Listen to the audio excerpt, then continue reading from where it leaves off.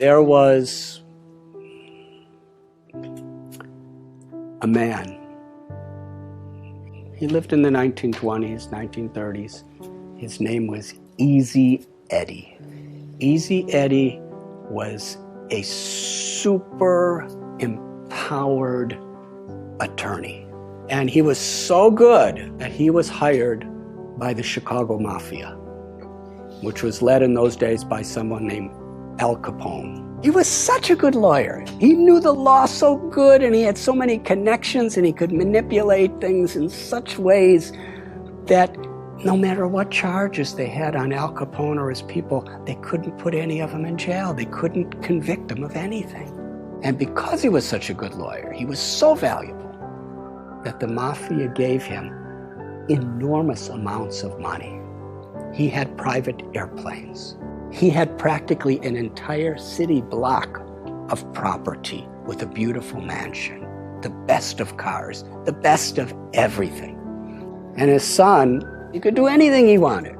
But Eddy was thinking, I've given my son everything money could buy. But there's one thing I haven't given my son. I haven't given him an example of a father that he could be proud of. And he thought about this for some time. And Eddy came to the conclusion, the only way I could give my son a father with a legacy of a good name is I have to help the government put the Mafia in prison. Because the Mafia was killing people, and he was getting them off.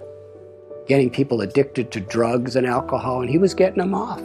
Extorting innocent little store owners who are struggling for their life, pay us so much a month or we're going to bomb your store. And they bomb them, and he was helping them.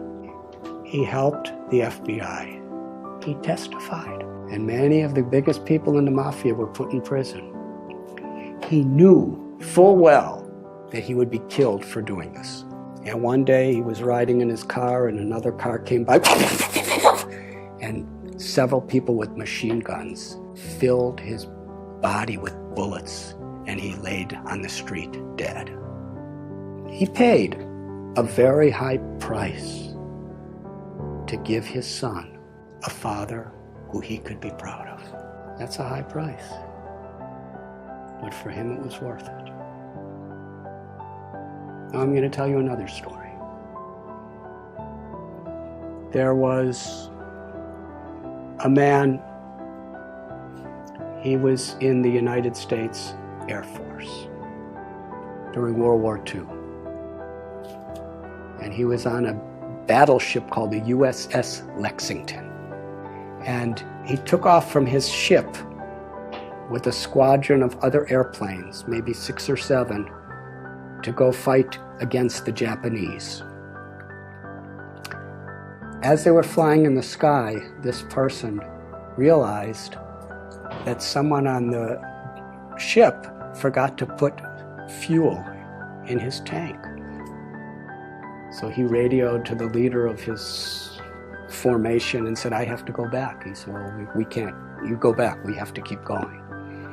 On his way back, he saw about 9 Japanese bombers coming toward the USS Lexington to sink the boat, and there were thousands of people on the boat. He was alone, and there were 9 of them, and he decided, I have to stop them, because there was the ship, they didn't know what was happening. So he single-handedly charged at these 9 airplanes and was shooting and shooting and shooting, and he actually had 2 of them fall into the ocean.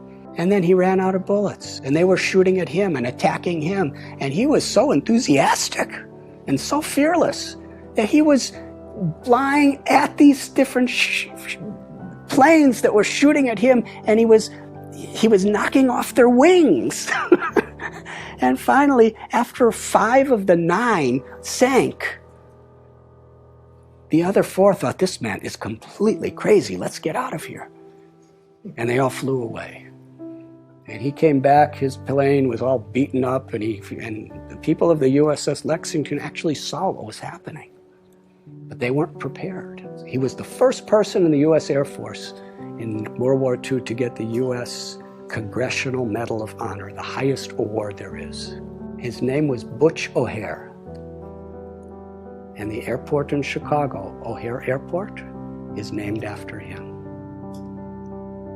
He's considered one of the greatest heroes of American history because he was willing to sacrifice his own life for the higher cause of others.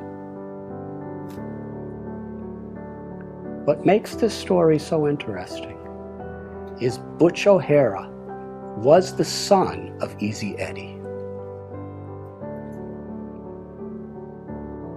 That's a strong foundation. What are we giving our children? I have seen in my life traveling around, I've been wandering around this planet for 63 years now. I've seen people work so hard for money, give it to their children, and then their children fight as enemies to see who gets it. Is that the legacy? Is that fulfilling life? Is that what we want to leave to the world? Our values, our character, the grace and the compassion, the love that flows through us is the greatest contribution we could make to our own life, to God, to our families, and to the world.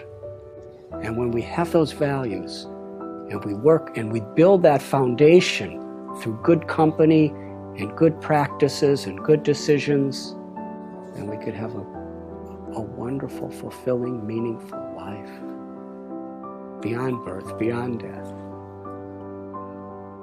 And we could leave that as a legacy for the world.